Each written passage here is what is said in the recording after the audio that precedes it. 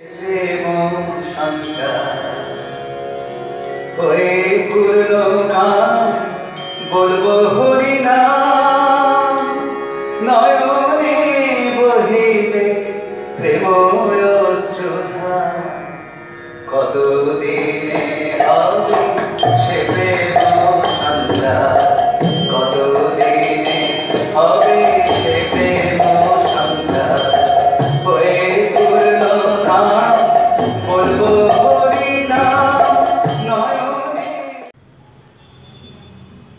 জীবনের চতুর্থ পর্যায়ে আলোচনা চতুর্থ পর্যায়ে এসে পৌঁছেছি। আজকে আমরা তা আলোচনা করব।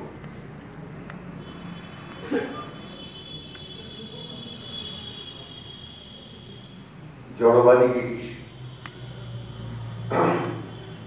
গিরিশ মনে প্রাণে বিশ্বাস করতেন যে সমগ্র সৃষ্টি জড় রূপান্তরের দ্বারাই সাধিত হয়েছে। জড়বস্তু রূপান্তরিত হয়ে এই সমস্ত সৃষ্টি তৈরি হয়েছে। এর পেছনে কোনো ঈশ্বর বলে কেউ কোথাও কিছু নেই। ঈশ্বর নেই। ঈশ্বরের ধারণা শুধু কিছু আবেগপূর্ণ চিন্তার প্রকাশ মাত্র। এই ঈশ্বর তিনি ঘোর নাস্তিক। তিনি ঈশ্বরে বিশ্বাস করেন না। তার মধ্যে যে ঘোর নাস্তিকতা শুধু ব্যক্তি জীবনের প্রচন্ড প্রভাব থেকে, অবন্তি মৃত্যুর যন্ত্রণা থেকে শুধু এই নাস্তিকতা কিন্তু তৈরি হয়। এটা একটা অংশ মাত্র। কিন্তু গিরিশ যখন এসেছিলেন 19 শতাব্দী, সেই সময় মানুষের মধ্যে প্রচন্ড সংশয়। সত্যি কি ঈশ্বর? কেন সংশয়? না পাশ্চাত্য শিক্ষা, পাশ্চাত্য সভ্যতা তখন ভারতবর্ষকে সম্পূর্ণভাবে বিমোহিত করেছে। তারা কোনো আবেগপূর্ণ জিনিস মানতে চায় না। তাদের কাছে যুক্তি, তর্ক, তত্ত্ব, বিজ্ঞান, একটার পর একটা বিজ্ঞানের ধারা আবিষ্কৃত হয়ে চলেছে। বড় বড় বিজ্ঞানী পাশ্চাত্য সমাজে উঠে দাঁড়িয়েছেন।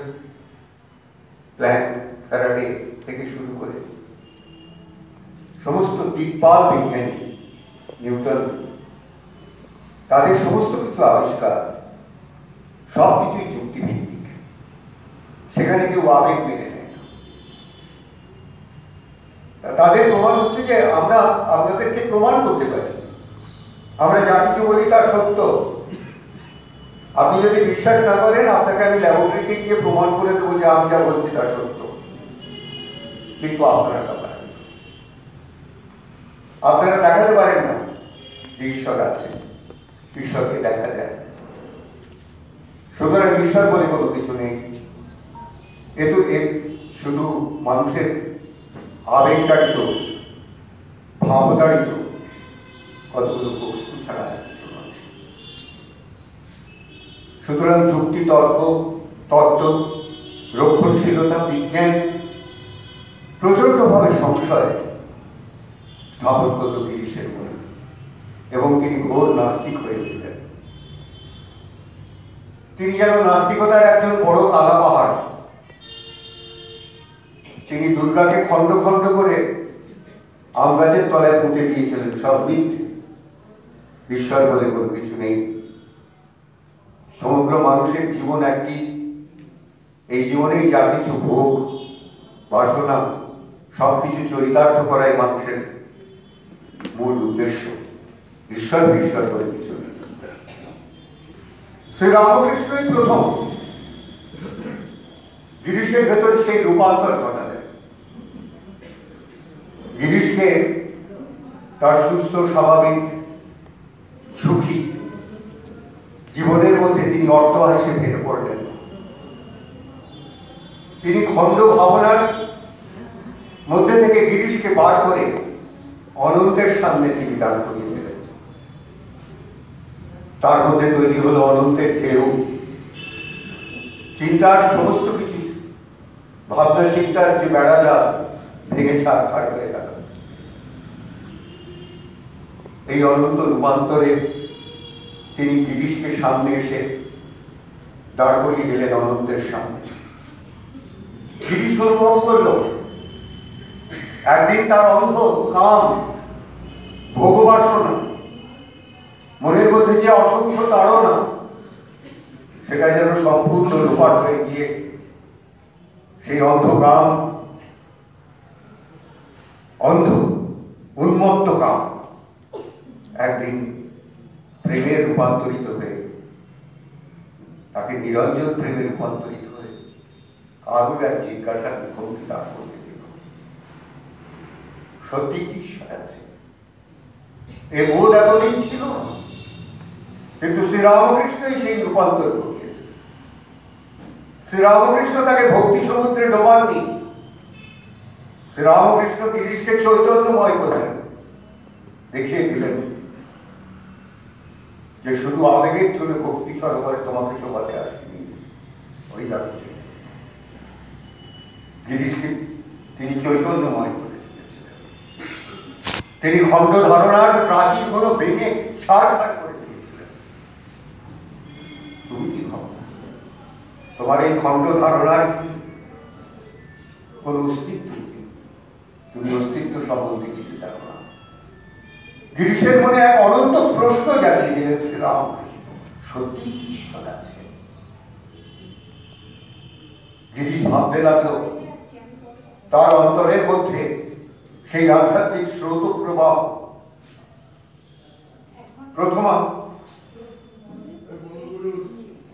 প্রথমাপত্তির মৃত্যুর পরে প্রমোদিনী যখন মারা গেল, গিরিশ একেবারে ভেঙে পড়লেন। গিরিশের বয়স তখন 31 বছর। সম্পূর্ণভাবে ভেঙে পড়লেন। তার আগে তিনি 11টা মৃত্যু দেখেছেন, প্রমোদিনীকে নিয়ে 12টা মৃত্যু দেখলেন 31 বছর বয়সে। তিনি অন্ধকারকে ভালোবেসেছিলেন। জীবনে আলো বলে কিছু নেই, জীবনে আশা বলে কিছু নেই, জীবনে ভরসা বলে কিছু নেই, কিচ্ছু নেই, শুধু অন্ধকার। তিনি অন্ধকারের মধ্যে শান্তি পেতে চেয়েছিলেন। অন্ধকারকে নিবিড় আলিঙ্গন করে বুকের মধ্যে জড়িয়ে ধরে অন্ধকারের জগতে তিনি ধীরে ধীরে ধীরে ধীরে প্রবেশ করতে চেয়েছিলেন। কিন্তু তার মধ্যে এক অনন্ত জিজ্ঞাসা, বারবার যেন কোনো অনন্ত থেকে তার ভেতরে সেই জিজ্ঞাসায় আসতে লাগলো, সত্যি ঈশ্বর আছে? সত্যি কি এই সৃষ্টি শুধু জড় পরিণাম থেকে হচ্ছে? না, জড় পৃথিবী যতই সুন্দর হোক, সে আর্ত মানুষের, বেদনাক্রান্ত মানুষের, বেদনাতুর মানুষের হৃদয়ের বেদনা বুঝে না। হিমালয় যতই সুন্দর হোক, কিন্তু মানুষের ভেতরে যে গভীর যন্ত্রণা, হিমালয় তাকে সহানুভূতি প্রকাশ করতে পারে না। মানুষ যখন সহানুভূতি চায় কারোর কাছ থেকে, সত্যিই পারে। সুবিশাল পাহাড়, সেই বরফ রাশি অথবা গভীর সমুদ্রের তরঙ্গ পায়। সহানুভূতি দিলেন আর একটা প্রাণ, আর একটা প্রাণ থেকে আর একটা প্রাণের সহানুভূতি আসে, আর একটা প্রাণ থেকে আর একটা প্রাণের সহমর্মিতা আসে। যে বেদনাকে হরণ করে নিতে পারে সে প্রাণ। জড়বস্তু যতই সুন্দর হোক, মানুষ যখন সহানুভূতি চায়, দুঃখ যন্ত্রণা বেদনায় সে দিতে পারে না। তাহলে কি এই জড়বস্তুর অন্তরালে এমন কেউ আছে? সেই ঈশ্বর। এই জিজ্ঞাসা গিরিশের মধ্যে বারবার গিরিশ পেছনের জীবনের ঘোলদেটে পাতাগুলো একটার পর একটা উল্টে যেতে লাগলো। আমি বোধহয় গতবারে একটু কিছু বলেছি অর্ধেকটা, তাই জন্য আবার প্রথম থেকে শুরু করলাম, বুঝতে পারছি। জীবনের সেই হলদে পাতাগুলো গিরিশ ফেলে আসা জীবনের গোলটেপে পাতাগুলো আবার যেন একটার পর একটা উল্টোতে লাগলো। ভাবতে লাগলো, সত্যি কি জীবনে তিনি কোনোদিন ঈশ্বরের উপস্থিতি অনুভব করেছেন? গিরিশ চিন্তা করতে লাগলো, নির্জনে বিজনে গভীরভাবে চিন্তা করতে লাগলো।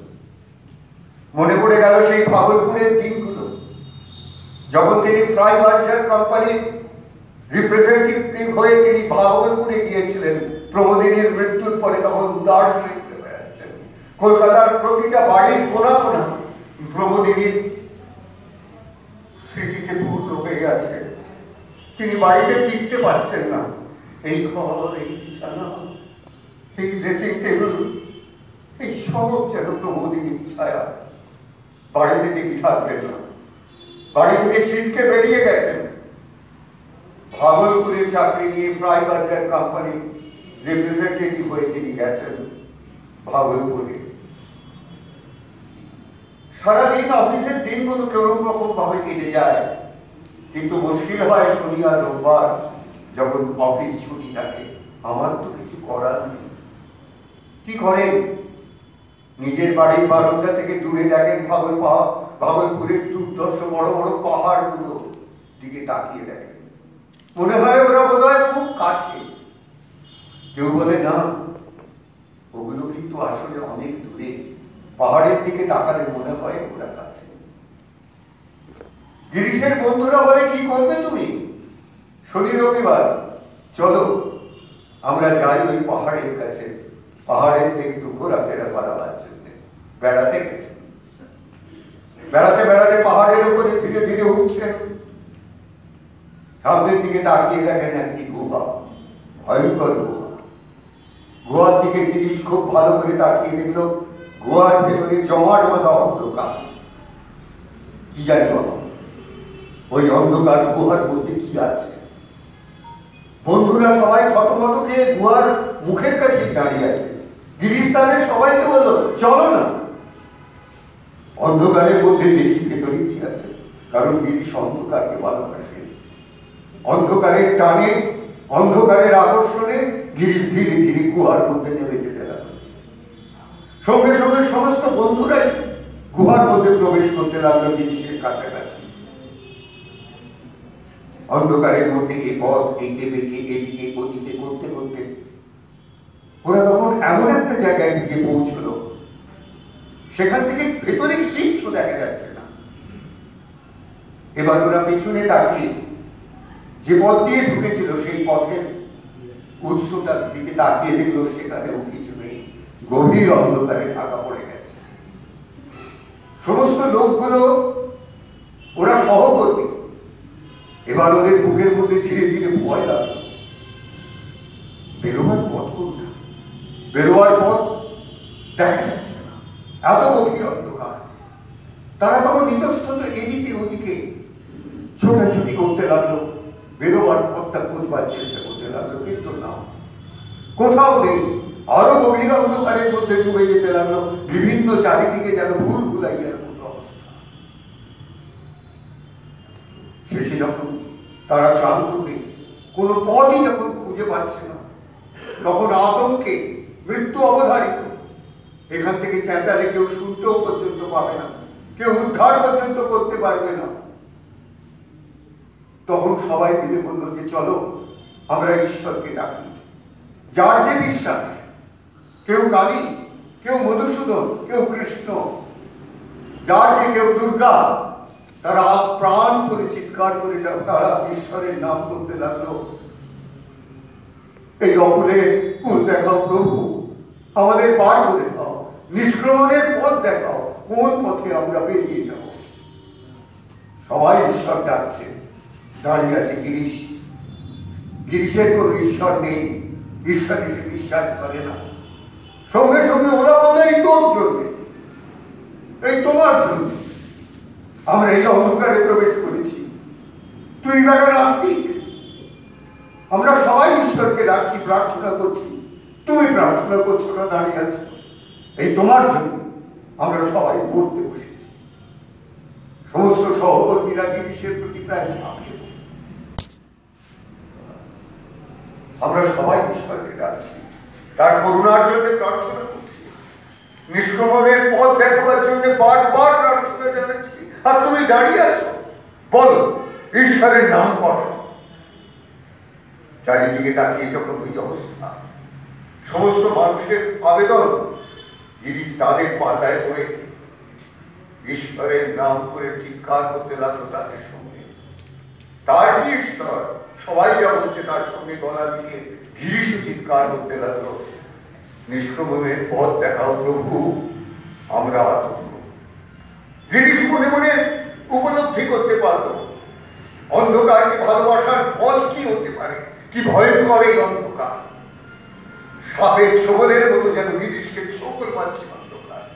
মৃত্যু অনিবার্য, বেরোবার নিষ্ক্রমণের কোনো পথ নেই। হা মধুসূদন, হা মধুসূদন বলে চিৎকার করে বলে আর নিষ্ক্রমণের পথ দেখা। আমরা পড়তে বসেছি, মৃত্যু অবধারিত, বাঁচাও। কি আশ্চর্য, এক ভয়ঙ্কর অলৌকিক ঘটনা ঘটে গেল মুহূর্তের মধ্যে।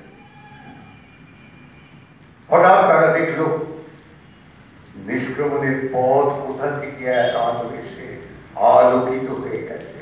সামনে দাঁড়িয়ে দেখতে লাগলো ওই তো গুহার মুখ। গিরিশ দেখল, গিরিশের অন্তরে পোষা নাস্তিকতা যেন খান খান ভেঙে গেল। কি করতো, কে দিল আলো? এ আলো কোথেকে এলো, কেমন করে এলো গিরিশ বুঝতে পারছে না। কিন্তু এই অলৌকিক ঘটনা, এই অলৌকিক আলোর নিষ্ক্রমণ গিরিশের যে অন্তরে পোষা নাস্তিকতাকে ভেঙে খান খান করে দিল। গভীর ফাটল সৃষ্টি হলো এই নাস্তিকতার মধ্যে। গিরিশ আবার পাতাগুলো উল্টে যাচ্ছে। চোখ বুঝলেই মনে পড়ে মা রায়মতির মৃত্যুর কথা। মা রায়মতি যখন মারা গেলেন তখন বাবা নির্মাধব ঘোষ, তিনি প্রায় পাগলের মতো হয়ে গেলেন, উদাস। গিরিশের বয়স তখন 8 বছর। যখন মা চলে গেল, গিরিশ বাবার খুব আদরের সন্তান, তাই জন্য গিরিশকে সঙ্গে নিয়ে বাবা এদিক ওদিক তীর্থে তীর্থে ঘুরে বেড়াচ্ছে। সঙ্গে অষ্টম গর্ভের ছেলে গিরিশ, তার হাত ধরে নিয়ে গেছে। বড় আদরের সন্তান, বাবার অত্যন্ত প্রিয় সন্তান। হঠাৎ বললেন, চল গিরিশ, আমরা তো শান্তি পাচ্ছি না রে, যাই নবদ্বীপে যাই। সেটা গৌরের জায়গা, গৌর যদি কৃপা করে আমার মনে শান্তি এনে দিতে পারে, তাই জন্য ওরা নবদ্বীপ যাচ্ছে। তখন নবদ্বীপের আর কোনো রাস্তা নেই যাওয়ার। গঙ্গাবক্ষে নৌকো নিয়ে যাচ্ছেন নীলমাধব ঘোষ আর তার অষ্টম গর্ভের পুত্র সন্তান গিরিশ ঘোষ নৌকো নিয়ে যাচ্ছেন নবদ্বীপে। ধীরে ধীরে নৌকো পার হচ্ছে সুন্দরবনের খাঁড়ি অঞ্চল দিয়ে। বৈশাখ মাস, ভয়ঙ্কর গরম। হঠাৎ আকাশ কালো করে ঝড় উঠল, কাল বৈশাখ, ভয়ঙ্কর শীতল। গঙ্গা উথাল পাথাল হচ্ছে। গিরিশের নৌকো সেই ঢেউয়ের ওপরে মোচার খোলার মতো উঠছে নামছে, যে কোনো মুহূর্তে নৌকোটা ডুবে যাবে। প্রবল ঝড়েতে ওদের নৌকো পড়েছে। ছোট্ট গিরিশ মৃত্যু ঘরে আতঙ্কিত হয়ে বাবার হাতটাকে ধরেছে, বাবা বাঁচাও, বাবা বাঁচাও, আমি ডুবে যাবো বাবা, আমি মরে যাবো বাবা, বাবা আমায় বাঁচাও বাবা। উথাল পাথাল করা, মাঝি বাঁচাও, বাবা বাঁচাও, আমি ডুবে যাবো বাবা, ডুবে যাবো। মাঝি খুব তড়িৎকর্মা, অত্যন্ত এক্সপার্ট। মাঝি কোন রকমে নৌকোর মুখটা অল্প ঘুরিয়ে সুন্দরবনের খড়ি অঞ্চলের ভেতরে, ওই ম্যাঙ্গ্রোভের ভেতরে নৌকোটাকে কোন রকমে ঢুকিয়ে দিয়েছে, যাতে ঝড়ের তাণ্ডব থেকে গাছের আড়ালে দাঁড়িয়ে যদি নৌকোটাকে বাঁচাতে পারে। যে মুহূর্তে খাড়ির মধ্যে খানিকটা প্রবেশ করেছে, ঝড়ের সে তাণ্ডবটা আর গায়ে লাগছে না। মাঝি তখন চিৎকার করে বলছেন, আপনারা নৌকো থেকে ডাঙায় নেমে পড়ুন, ডাঙায় নেমে পড়ুন, আমি নৌকোটাকে পড়াচ্ছি ডাঙার উপরে। বাবা আর গিরিশ লাফিয়ে পড়েছে। বাবা লাফিয়ে পড়ে গিরিশের দিকে তাকাচ্ছেন, বলছেন, যখন ঝড় উঠেছিল তখন যে তুই বড় আমার হাত চেপে ধরে ঠিক করেছিলি, কেন চিৎকার করে বলছিলি বাবা বাঁচা? সত্যি সত্যি যদি নৌকো ডুবত, তাহলে তোকে একটা কথা আমি জিজ্ঞেস করি, আমার প্রাণ বড় না তোর প্রাণ বড়? যদি সত্যি সত্যি নৌকো ডুবত, তাহলে তোর হাত থেকে আমি নিজের হাত ছাড়িয়ে দিতাম, ছাড়িয়ে দিয়ে নিজেকে আগে বাঁচাতাম। আমি যদি বাঁচতাম, তাহলে তারপরে তোর কথা চিন্তা করতাম, তার আগে নয়।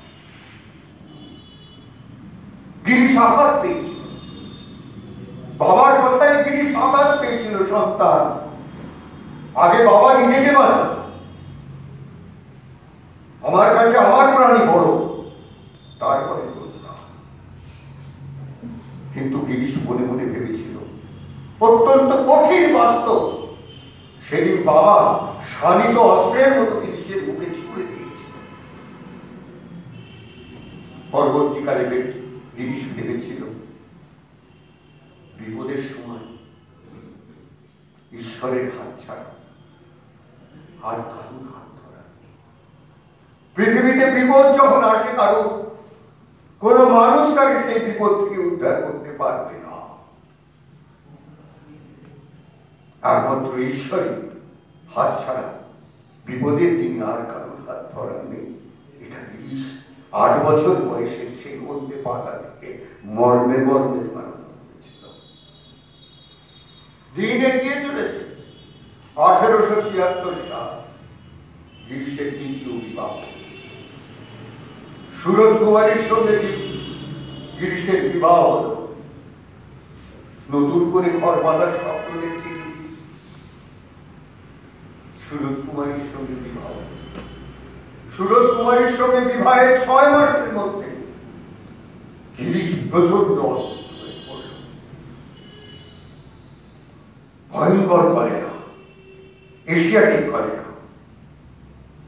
এমন কোন কবিরাজ তখন ছিল না কলকাতায়, যাকে ঘোষ পরিবার গিরিশকে বাঁচানোর জন্য ডাকেছে। সমস্ত বড় কবিরাজরা একের পর এক এসেছে গিরিশকে বাঁচানোর জন্য। ভয়ঙ্কর দুরারোগ্য এশিয়াটিক কলেরা গিরিশকে আক্রমণ করেছে, কিন্তু না, তাদের সমস্ত প্রচেষ্টাই ব্যর্থ হল। শেষে সুরত কুমারী বউ, মাত্র 6 মাস বিয়ে পেয়েছে, স্বামী চলে যাচ্ছে। কবিরাজরা সবাই মিলিত হয়ে গিরিশের নাড়ি দেখে বলল, না, বাঁচার কোন সম্ভাবনা নেই, আর কয়েক ঘন্টা বড় জোর আজকের রাত্রি। কিন্তু কাল সকালে আপনারা মনে মনে প্রস্তুত হন এই মৃতদেহ সৎকার করবার জন্য। সমস্ত আশা সম্পূর্ণ। গিরিশ সম্পূর্ণভাবে বিছানায়, তার জ্ঞান প্রায় অস্তমিত যায়,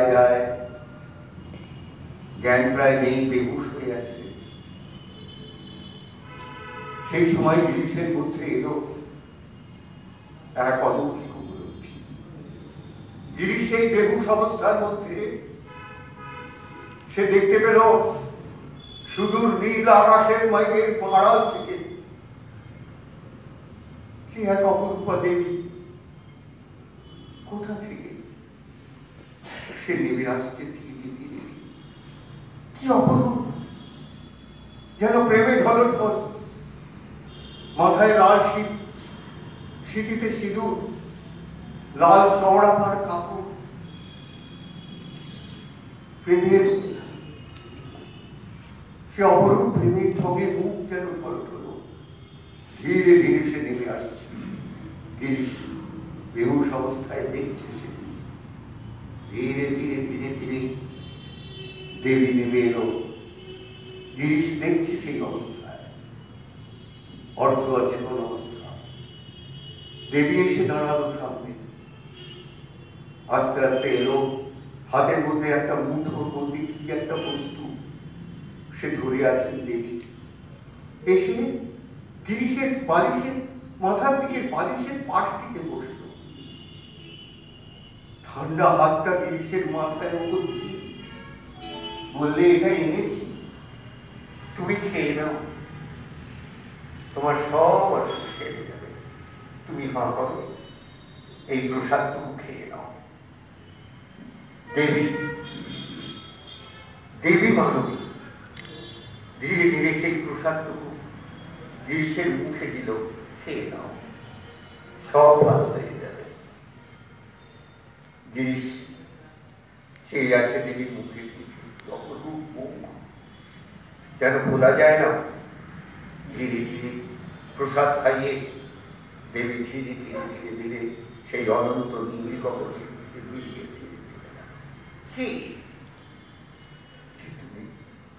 কে তুমি মা এলে? গিরিশ প্রশ্ন করছে নিজে।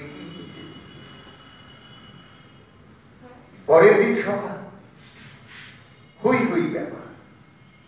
গিরিশের নাড়ি এসেছে, গিরিশ সুস্থ বোধ করছে।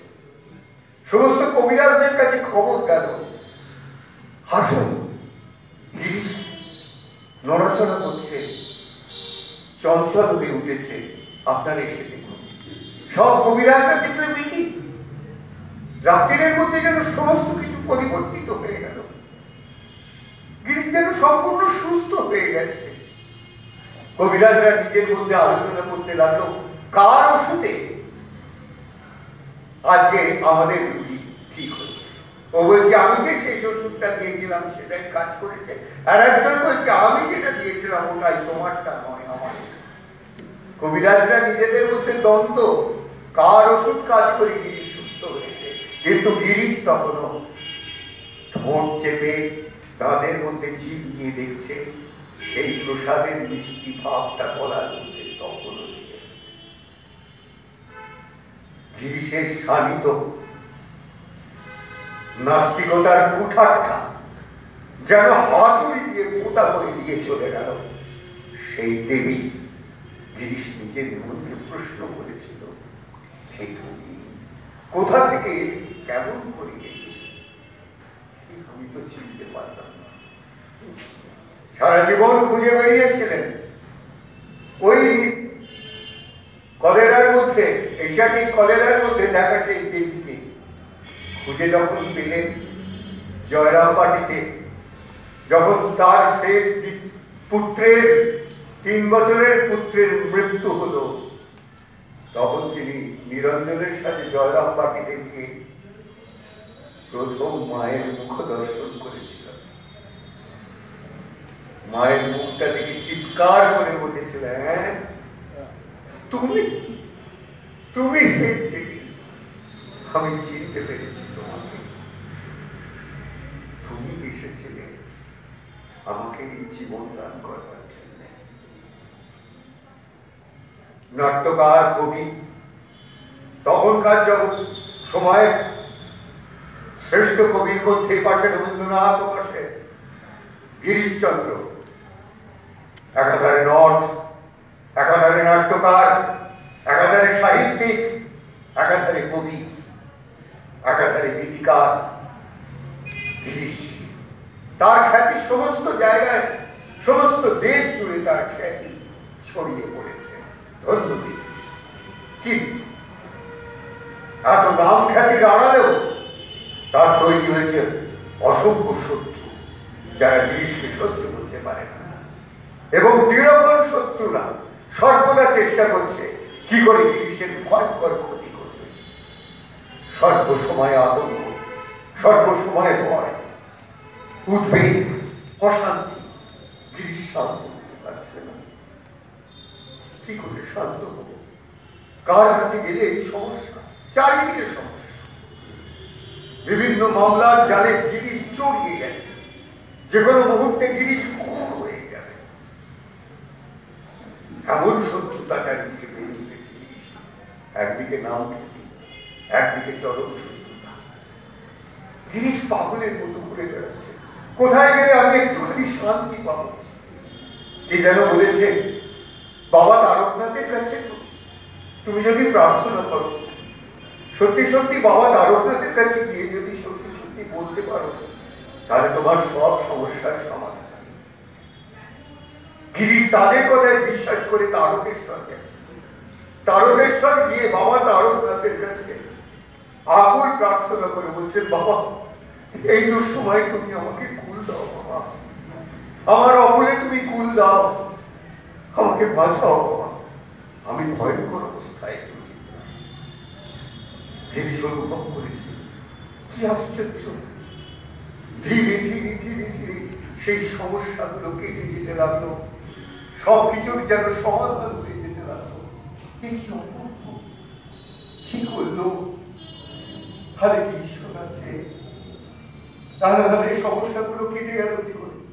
যারা দৃঢ়বন শত্রু ছিল, যারা গিরিশকে খুন করবার জন্য প্রস্তুত হয়েছিল, তারাও পর্যন্ত খুন করে গিরিশের বন্ধুত্বের জন্য গিরিশের দিকে হাত বাড়িয়ে দিচ্ছে। এই কি করে সম্ভব?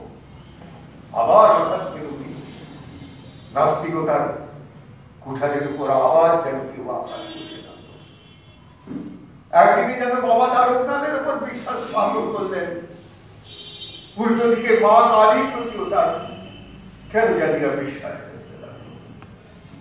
তিনি কালীঘাটে গেলেন, তিনি মার প্রতি বিশ্বাস স্থাপন করলেন। মাকে চিৎকার করে বলতে লাগলেন, মা মা আমি বুঝতে পারছি মা, কিন্তু আমার মনে সংশয়, আমি জানি না সে ঠিকানা কোথায়, ঈশ্বরের ঠিকানা আমি জানি না মা।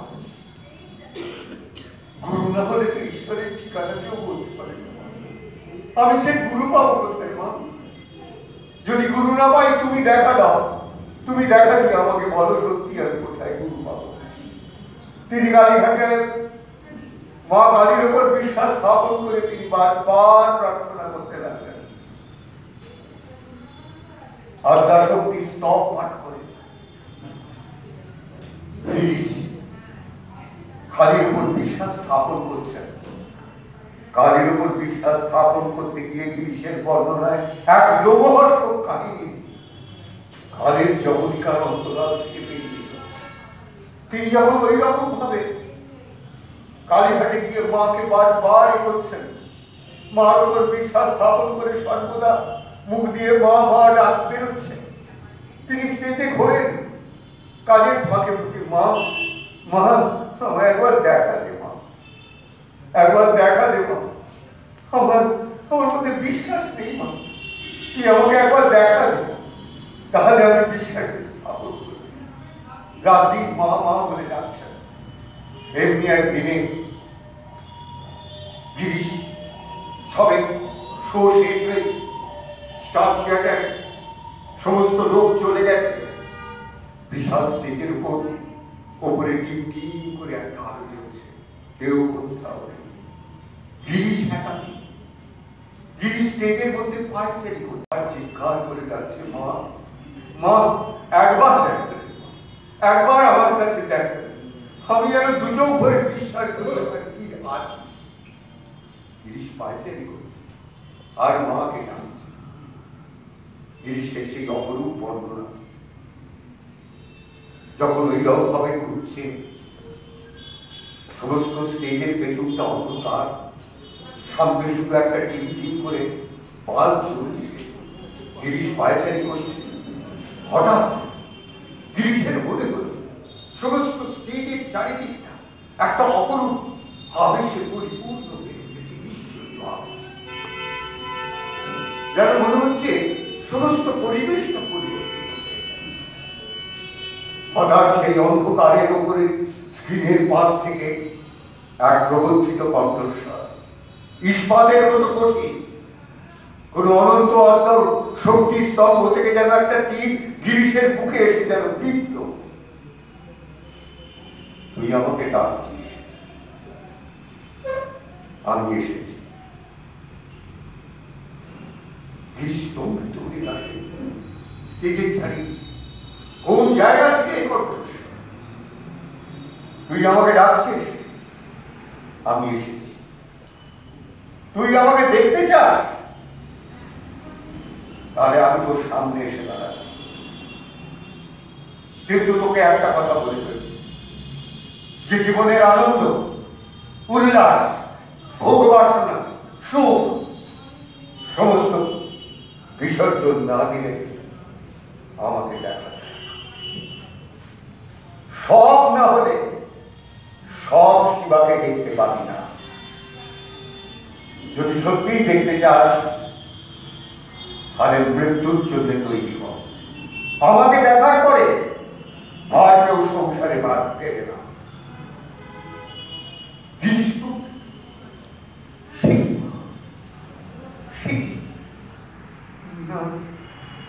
আমি দেখতে চাই, আমি দেখতে চাই না। আমার উপর আমার এক পুত্র আছে মা, আমার স্ত্রী আছে, আমার বোনেরা আছে মা, আমার সংসার আছে। তাছাড়া আমার বন্ধু বান্ধব, তারা আমার উপর নির্ভরশীল মা। আমি বলতে চাই চাস না? আমি দেখতে চাই। দেখতে চাস না? তাহলে বর চাই। বর? হ্যাঁ, কি বর চাইবো মা? সংসারের সুখ, শান্তি, অর্থ, পুত্র সবকিছু চাই না? আমি চাই না। আমি ভোগের জিনিস চাইতে চাই না। ভোগের মধ্যে যে কি কঠিন করুণ যন্ত্রণা লুকিয়ে আছে আমি জীবনে অনুভব করেছি মা। আমি আর ভোগ চাইবো, সব চাই। চাস না? না, আমি ওসব কিছু আর চাই না। অনেক হয়ে গেছে, আর আমি যন্ত্রণা নিতে পারছি না মা। তাহলে অভিশাপ, তাহলে অভিশাপ নেই। অভিশাপ? হ্যাঁ, বল তোর কিসের ওপরে এই অভিশাপের খড়গ নেমে আসে? অভিশাপ কিসের ওপর? অভিশাপ কার ওপরে এই অভিশাপ? চাল বল। না, মাকে তো কোনো খারাপ জিনিস দিতে নেই, দেবতাকে তো কোনো খারাপ জিনিস দিতে নেই। ভালো জিনিস ছাড়া তো দেবতাকে দেওয়া যায় না। তো কিসের ওপর বলবো যে এর ওপর অভিশাপ আসবো? এই খড়গ পুরো খান খান হয়ে গেল। হঠাৎ মনে হলো মা, নট হিসেবে সারা দেশব্যাপী আমার যে সুনাম, যে নাম খ্যাতি, যে গ্যারি গিরিশ, ইংল্যান্ডের শ্রেষ্ঠ নটের নাম করে তার নাম দেওয়া হয়েছে গ্যারি, বাংলার গ্যারি গিরিশ। সেই নট গিরিশের ওপর তোমার খড়গ বসে পড়ুন, আমার নাম খ্যাতি শেষ হয়ে গেল। তথাস্তু, তথাস্তু। মা অন্তর্হিত হলেন। নট গিরিশ হারিয়ে গেল বাংলার রঙ্গমঞ্চ থেকে।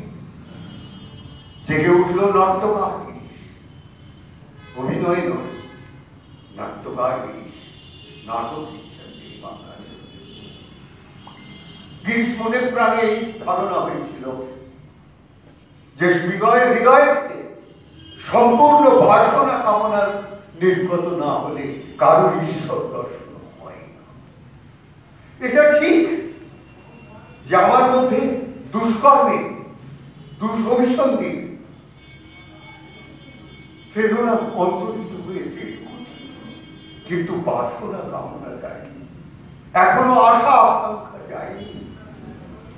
তাই আমি মাকে কাছে পেও, আমি মার দর্শন পেলাম না, কারণ ভেতরে বাসনা কামনা।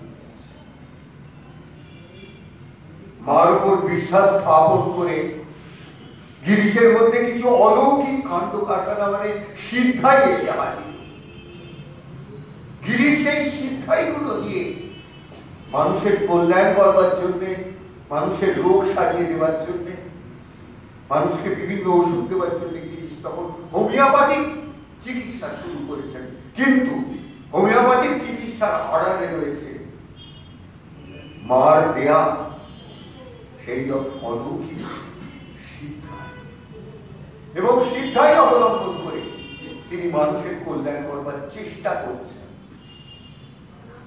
পরবর্তীকালে ভগবান রামকৃষ্ণ গিরিশের এই শিক্ষাইটা কেড়ে গিরিশ সর্বদা স্টেজেতে মা মা বলে ডাকতেন, কাজের ফাঁকে ফাঁকে মা মা আমাকে কৃপা কর, মা কৃপা কর, সেটা গিরিশ সর্বদা বলতে বল। গিরিশের দেখা দেখি স্টেজেতে যারা অন্যান্য নট নটি কর্মী সবাই গিরিশের দেখা দেখি, যেহেতু গুরু গিরিশ, গুরুর দেখা দেখি সবাই মা মা মা মা বলতে আরম্ভ, সবাই বলছেন মা দেখা, মা আমার মা আমার। অমৃতলাল বসু গিরিশের ইয়ার বন্ধু। অমৃতলাল বসু একটি জায়গায় বলছে, আমি আর গুরুদেব যুগল ইয়ার, বিনির বাড়িতে বসে খাইতাম দিয়া। মানে নটি বিনোদিনীর বাড়িতে বসে আমি আর গুরু বিয়ার খেত। অমৃতলাল বসুর কবিতা, আমি আর গুরুদেব যুগল ইয়ার, বিনির বাড়িতে বসে খাইতাম দিয়া। দুজনে যুগল ইয়ার, তিনি গুরু গিরিশ, অমৃতলাল বসু গিরিশের দেখা দেখি স্টেজের মধ্যে মা মা মা মা আরম্ভ। একদিন অমৃতলাল বসু মনে হল যে এই যে গিরিশের দেখা দেখি আমি মা মা মা মা বলি, মানে এসব শুধু মুখের বলি, মন প্রাণে সেই জিনিস আমি কোনোদিন বিচার করি, মনের মধ্যে কখনো হৃদয়ের মধ্যে কোনোদিন সেটা অ্যাবজর্ব করে মা মা বলি, শুধু দেখা দেখি মা মা বলে এই সমস্ত বাজি। একজনের দেখা দেখি মা মা মামা বলা, হৃদয় থেকে তার উপর বিশ্বাস না স্থাপন করা, কোনো বিশ্বাসই হয়নি, শুধু বড় করে। একদিন গিরিশকে সামনে দিয়ে বললেন, গুরুদেব আপনি স্টেজের ওপর মামা মামা করেন, আপনার দেখা দেখি সমস্ত নর্তকীরা মামা বলতে শুরু করে, নর্তকীরা শুধু মামা বলতে শুরু করেছে, আপনার দেখা দেখি আমিও বলি, কিন্তু আমি বুঝতে পারি এ শুধু ফাঁকা বলি, আমার কোন রকম সেই বিশ্বাস মনের মধ্যে কোনো কিছুই হয় না, শুধু আপনার দেখে দেখি বলি। আমি আগে একরকম ছিলাম, আপনার পাল্লায় পড়ে এখন রাত্রি মামা মামা করে ঘুরছি, ফাঁকা বলিয়া হয়, মামা বলে কিছু নেই, আপনি যাব। গিরিশ মাথা নিচু করে বসে রইল। অমৃতলাল বসু তার মুখের উপর বলছে, আপনার দেখা দেখি বলি, তাই জন্য কেন জানি না লোকের চোখে যেন ভক্ত সেজেছি, কিন্তু আমি বুঝতে পারি যে আমি বুঝে কি করি, আগে একরকম ছিলাম, আপনার দেখা দেখি ভক্ত সেজেছি। গিরিশ অমৃতলালের মুখের দিকে তাকালেন, ধীরে ধীরে উঠলেন, অমৃতলালকে বললেন, তুমি আমার সঙ্গে এসো।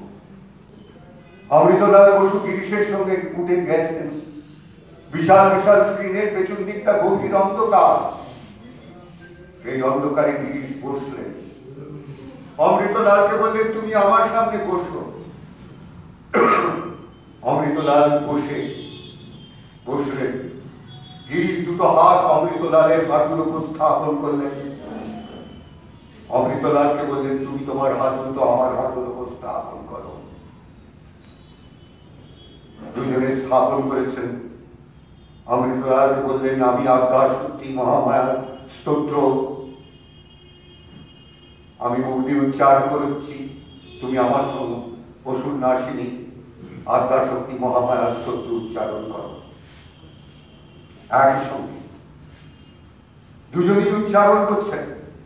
হঠাৎ অমৃতলাল অনুভব করলেন, কি এক ভয়ঙ্কর আনন্দ স্রোত, এটি উল্লাস, এটি আনন্দ, এটি শান্তি,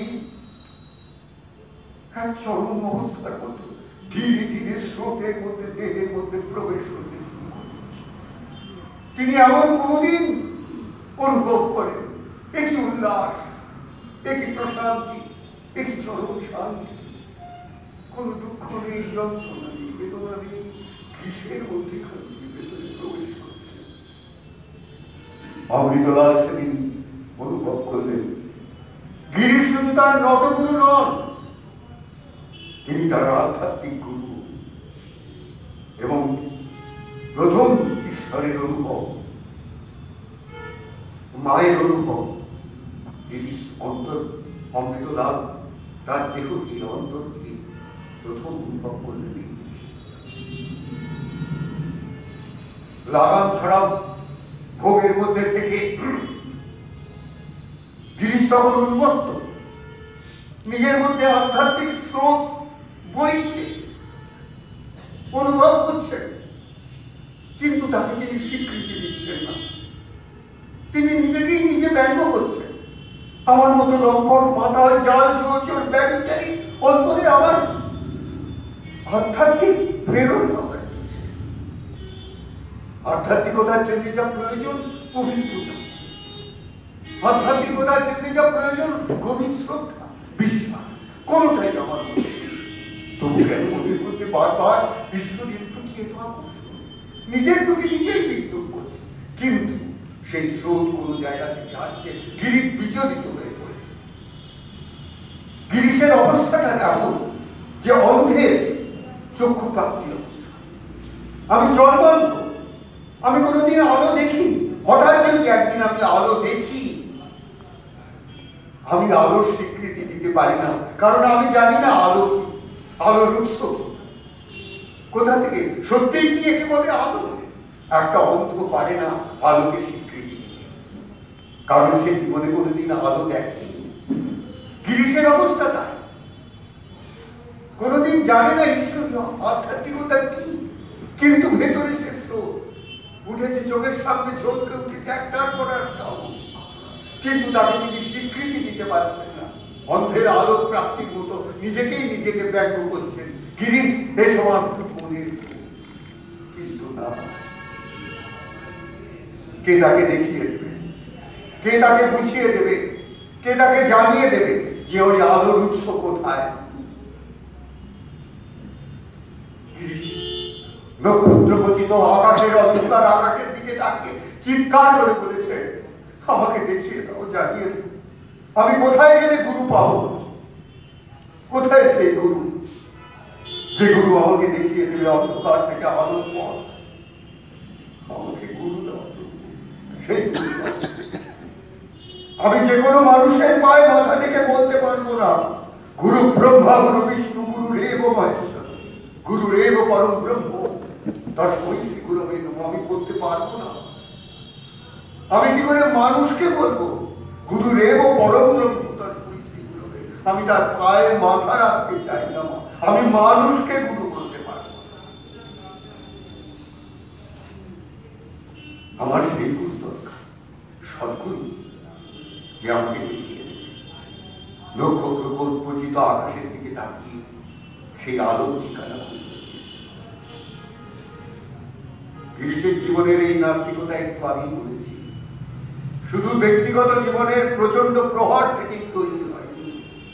সেই সময় যুগের যে হাওয়া ছিল, যুক্তি, তর্ক, রক্ষণশীলতা, বিজ্ঞান, সমস্ত মিলেমিশে একটা সংশয়কর পরিবেশ। বিশ্বাস করে কিছু নেই, সব মানুষই সব বস্তুর উপর অবিশ্বাস, সংশয়, সমাজ তার থেকেই তৈরি হয়েছে। শ্রীরামকৃষ্ণ ঘটালেন তার মধ্যে সেই ভয়ঙ্কর রূপান্তর। তার এই রূপান্তরের পেছনে যে চলমান বেদমূর্তি দক্ষিণেশ্বরে, তার সেই অপরূপ রূপান্তরের কাহিনী আগামী দিনের কোনো মহাকবিকে এক মহাভাগ্য নির্বাচন প্রাণিত করবে। গিরিশ লিখে গেছে সেই কথা। গিরিশের সেই অপরূপ বর্ণনার মধ্যে আমরা ধীরে ধীরে প্রবেশ করব। গিরিশ যে বস্তু লিখেছে তার মধ্যে 7টি দর্শনের পরে শ্রীরামকৃষ্ণের প্রতি বিশ্বাস স্থাপন করেছিলেন। অবিশ্বাস থেকে বিশ্বাসে উপনীত হতে তার 7টি দর্শনের প্রয়োজন হয়েছিল। গিরিশের নিজের লেখায়, কিন্তু গিরিশ যে কথা লিখতে পারেননি, কোন জায়গায় দেখেননি, শুধু মুখে বলেছিলেন একজনকে সেটা সপ্তম দর্শনে বিশ্বাসী উপনীত হওয়ার আগে সেটা গিরিশ শুধু কুমুদবন্ধু সেনকে বলেছিলেন সেদিনের সেই ঘটনা।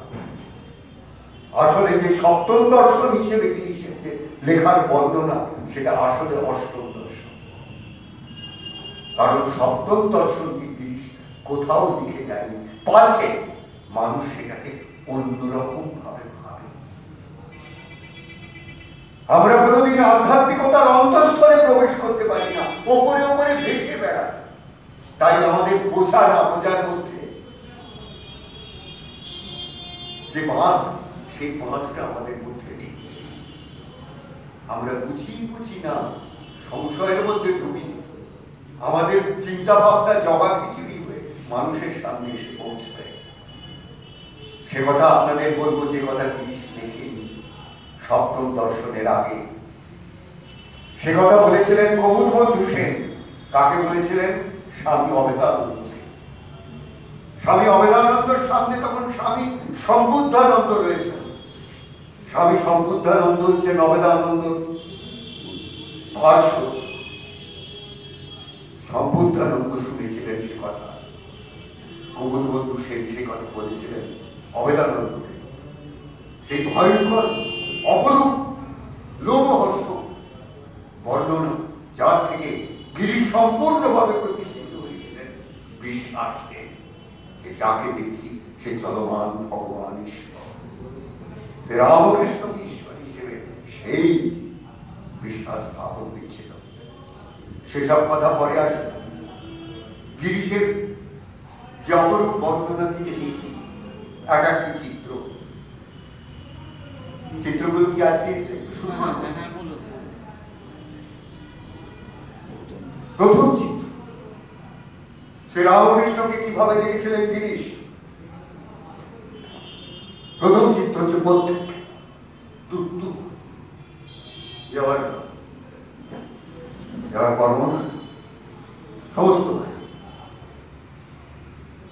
গিরিশ বলছে, আমি যখন হঠাৎ ইন্ডিয়ান মিরর পত্রিকায় দেখলাম, ব্রাহ্ম বলতেন না, বলতেন বেমগুলো হঠাৎ লিখেছে যে দক্ষিণেশ্বরের মন্দিরে নাকি তারা আবিষ্কার করেছে একটা বিরাট পরমহংস। সেই বিরাট পরমহংস কিন্তু হিন্দু শাস্ত্রে যে পরমহংসের বর্ণনা আছে তার সঙ্গে কোনোটাই মেলে না। আমি বললাম এই ব্রহ্মরা এখন দেখি রাস্তাঘাটে হরি হরি মা মা হরি হরি বলছি। গতকাল ব্রহ্ম বলতো ব্রহ্ম ব্রহ্ম নিরাকার, আজ হরি হরি মা মা বলছি। ওই হরি হরি মা মা বলার মতোই একটা পরমহংসকে খাড়া করেছে। সে নাকি শাস্ত্রের যে পরমহংস তার মতো তার কোনোটাই মিল নেই। সে এক আজব পরমহংস খাড়া করেছে এই ব্রহ্মরা। আর ব্রহ্ম ভক্তরা হু হু করে এদিকে ওদিকে ঘুরছে সেই পরমহংসের পেছনে। কোথাকার কি ঠিক নেই। আর ইন্ডিয়ান বিরাট পত্রিকায় ওই ব্রহ্মদের আচার্য কেশব চন্দ্র সেন সে এত বড় বড় লিখছে, লোকের মধ্যে সমস্ত আগল পাগল জিনিস প্রচার করছে। যত সব ব্যাপার। সেই সময় একদিন রকে বসে আছে, হঠাৎ শুনলাম আমাদের পাড়ায় ব্যারিস্টার দিনু ঘোষের বাড়িতে নাকি আজকে সেই পরমহংস আছে। সে পরমহংস এখন ব্যারিস্টারের বাড়িতে দিনু ঘোষের বাড়ি। আমি পরে ভাবলাম যাই বেঙ্গলের পরমহংসকে একবার দেখে আসি। ধীরে ধীরে সিঁড়ি দিয়ে উঠলাম। সিঁড়ির সামনেই একটা ঘর, সিঁড়ির সামনে জানলা। জানলা দিয়ে উঁকি মেরে দেখতে লাগলাম একটা লোক বসে আছে। তখনকার কালে সন্দেহ হওয়া মানে লোক কি করে ভাবত সন্দেহ হয়েছে কিনা, না গায়ের লোক দেখছে। যতক্ষণ গায়ের লোম দেখা যেত ততক্ষণ সন্ধে হয়নি, সন্ধে হলে আর গায়ের লোম দেখা যায় না। তখন তার এত ফ্লাড লাইট চাপ ছিল না, হারিকেন সেই যে আলো। ভালো করে দেখতে লাগলো, দেখলাম একটা লোক বসে আছে, বিড় করে কি যেন একটা বলছে, আর ব্রহ্ম ভক্তগুলো তার সামনে বসে সেই আকুল ভাবে সেই সব কথা শুনছে। আমি ভালো করে দেখতে লাগলাম, সেই সময় একটা লোক হঠাৎ একটা সেজ জ্বালিয়ে পরমহংসের সামনে রেখে দিয়ে গেল। তখন পরমহংস বলল, হ্যাঁ না, সন্ধে হয়েছে, সন্ধে হয়েছে। মেকা সামনে সেজ বসিয়ে দিয়ে গেছে আলো, সন্ধে হলে কেউ সেজ বসিয়ে দিয়ে যায়? আর ন্যাকামি করে জিজ্ঞেস করছে, সন্ধে হয়েছে, সন্ধে হয়েছে। এই পরমহংস, যাওয়ার পরমহংস নেই, যত ন্যাকা মুখ খেলাইছে বলে আমি গেরি বেরিয়ে গেল। বলে এ বড় ব্রহ্মদেব পরমহংস এদিকে ন্যাকামি করছে, সামনে সেই জেলে দিয়ে গেছে আর বলছে সন্ধে হয়েছে। বুঝতে পারছে না সন্ধে হয়েছে। পরমহংস অমাবস্যা পূর্ণিমা চেনা যায়, কোনটা অমাবস্যা কোনটা পূর্ণিমা, কোনটা অন্ধকার কোনটা আলো বুঝেছে। পরমহংসের চোখে সর্বত্র সেই আলো প্রকাশ। জিজ্ঞেস করছে সেই সন্ধে হয়েছে, গিরিশ কি করে গিরিশ সে করতে চান? সুতরাং প্রথম ছবি দিনবসের বাড়িতে প্রত্যাখ্যান, দ্বিতীয় ছবি নিমন্ত্রণ রক্ষা, কিছুটা বিশ্ব, এই প্রথম বিশ্ব। কোথাও যেন একটা আঘাত, কোথাও যেন একটা আকর্ষণ। হঠাৎ বলরাম রকে বসে আছে। বলরাম আমাদের পাড়া, বলরাম বাবু, বলরাম ঘোষ। তিনি যাইতে বললেন, হাত জোর করে বললেন, আমার বাড়িতে পরমহংসদেব আসবেন, নিমন্ত্রণ চিঠি, তুমি পারলে যেও। বলরাম বাবু নিমন্ত্রণ করলেন, স্বয়ং পরমহংস আমার বাড়িতে আসবেন, তুমি যদি পারো তো একবার যেও, তোমাকে নিমন্ত্রণ করবেন। বলরাম বাবুর নিমন্ত্রণ পেয়েছেন, বাড়িতে পরমহংসদেব যাবেন, তাই পরমহংসকে দর্শন করবার জন্য। যতই হোক বলরাম বাবু অত্যন্ত সজ্জন এবং এলাকার অত্যন্ত সম্মানীয় মানুষ। তিনি যখন নিমন্ত্রণ করেছেন তখন নিমন্ত্রণ একটু রক্ষা না করলে লোকে কি বলবে, বাড়ি বই বই কাছে এসে বলে গেছে। তাই জন্য গিরিশ বলরাম বাবুর বাড়িতে নিমন্ত্রণ রক্ষা করবার জন্য গেছে। সিঁড়ি দিয়ে উঠছে, প্রচন্ড ধীরে ধীরে, বারান্দা থেকে আরম্ভ করে ঘর তিল ধারণের জায়গা নেই, সমস্ত লোক এসেছে পরমহংসদেবকে দেখবার জন্য। গিরিশ ধীরে ধীরে উঠে জায়গা পাচ্ছেন না, তিনি ওপরের সিঁড়ির ওপরে উঠে উঁকি ঝুঁকি মেরে দেখতে চাইছেন ওই পরমহংস কি করছে। পরমহংসকে ভালো করে দেখতে চাইছেন, আলো চারিদিকে আলো টালো জ্বলছে। বিধকীর্তনী কীর্তনী বলরাম বাবু কীর্তনের বন্দোবস্ত করেছেন। ঠাকুর এসেছেন তাই কীর্তন হবে, ঠাকুর নাচবেন। কীর্তনের সঙ্গে ঠাকুর বসে আছেন, পাশে কাবাব চিনি দেওয়া, মুড়ি দেওয়া বটুয়াটি রাখা। গিরিশ সিঁড়ির ওপর থেকে পরমহংসকে দেখেছেন। যে জিনিসটা গিরিশের মধ্যে বিস্ময় জাগালো তা এই, তিনি জানেন যাদেরকে মানুষ পরমহংস বলে তারা লোকের সাথে বেশি কথাবার্তা বলে না, খুব সাধ্য বিভিন্ন বললে সারলে, তবে পদস্পর্শের অনুমতি দেন এবং পদসেবার অনুমতি দেন। এবং পরমহংস কাউকে নমস্কার করেন না, সবাই পরমহংসের পায়ে প্রণত হয়ে নমস্কার। কিন্তু দেখলেন এই পরমহংস তিনি বারবার মাটিতে মাথা রেখে জনতার উদ্দেশ্যে, ভক্তদের উদ্দেশ্যে প্রণাম করছেন। তিনি সবাইকে প্রণাম করছেন, বারবার মাথা মাটিতে রেখে ভূমিষ্ঠ হয়ে প্রণাম করছেন, ভক্তদেরকে প্রণাম করছেন। গিরিশের মনে আঘাত। গিরিশ প্রচন্ড অহংকারী, তিনি কারোর কাছে মাথা নমান। কিন্তু এই কি পরমহংস, যে সবার কাছে মাথা নামাচ্ছেন, ভূমিষ্ঠ হয়ে সবাইকে প্রণাম জানাচ্ছেন। হ্যাঁ, গিরিশের সাংঘাতিক বিষয়। হঠাৎ পাশ থেকে এক বন্ধু বলল, দেখছ আসলে হচ্ছে বিদু কীর্তনী না, ওর ইয়ার দোস্ত, তাই জন্য বিদুর সঙ্গে রঙ্গ হচ্ছে, মাঝে মাঝে মাথা ঠেকিয়ে প্রণাম করছে। গিরিশ তার দিকে দেখল, কথাটা ভালো লাগলো না। মনে হলো আরেকটু ভালো করে দেখি। গিরিশ আরো যেন কোনো জায়গা থেকে একটা আকর্ষণ। কোথায় যাবি? দাঁড়া। গিরিশ যেন আরো ভালো করে দেখতে চায়। মনের মধ্যে সেই বিস্ময়, নিজের অন্ধকারে, নিজের অহংকারের পাহাড়টার উপর কে যেন ভয়ঙ্কর কামান দেখেছে, নিরহংকারের কামান। তাই তাকিয়ে বলতে ভালো লাগে, পরমহংসের দিকে দেখতে গেল। কিন্তু না, অমৃতবাজার পত্রিকার সম্পাদক শিশির কুমার ঘোষ হঠাৎ এসে গিরিশকে দেখে বলে, দেখি তুমি এখানে দাঁড়িয়েছ? হ্যাঁ, পরমহংস এসেছেন। বলে দুধ, এই পরমহংসকে কি দেখবে? এ আবার পরমহংস নাকি? চলো চলো, সময় নষ্ট করো। গিরিশের হাতটা ধরে শিশির কুমার ঘোষ ধীরে করে টানতে টানতে নিয়ে গিয়ে দুজনে মিলে রাস্তায় এসে দাঁড়ালো। যাও, এই পরমহংস আর পরমহংস নাকি, এই পরমহংস। সুতরাং দ্বিতীয় ছবি, নিমন্ত্রণ রক্ষা করতে গিয়ে বিস্ময়ে হতবাক হল গিরিশ।